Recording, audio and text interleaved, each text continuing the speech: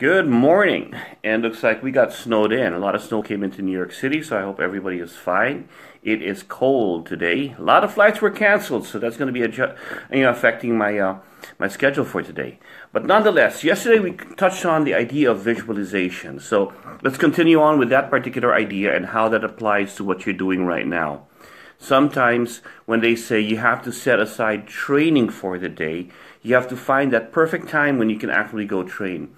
Training should happen all the time. So that's why they say I live martial arts.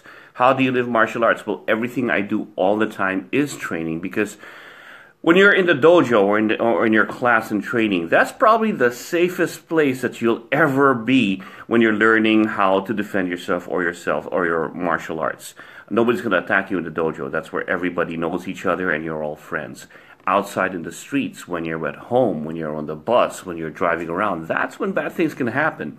So, taking from yesterday, take those visualizations and also find out how you can train in a safe manner. For example, I'm here right now talking to you, but in my mind's eye, there's a whole horde of enemies I'm fighting. Does that show? So I won't per se say, let's say I'm grabbing it looks like I'm just scratching here and letting go. I grab somebody's arm and I just broke it and I hit it.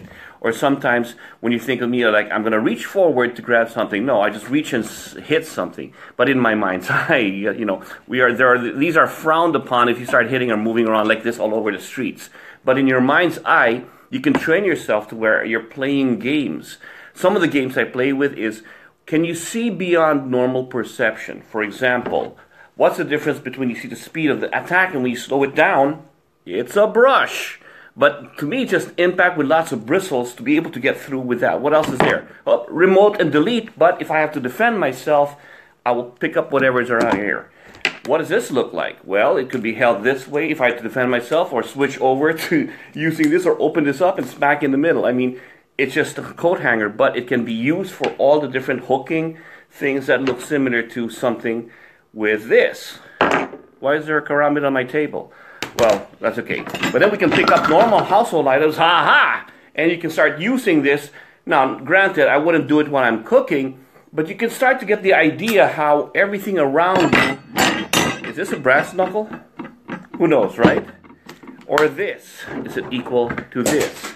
So everything here eventually becomes something that you want to see what's around you and see how you can weaponize that in terms of its attributes. Hey, no, that's a knife. That doesn't count. That's what I do for a living. But nonetheless, you look at everything around you, visualize what you can do with it, so that when things happen, it's there. Right now, are you watching this? What's on your hand? Aha! A phone, probably. It's what's immediately there to use. You can buy another one. Your life is more expensive than that. Oh, these.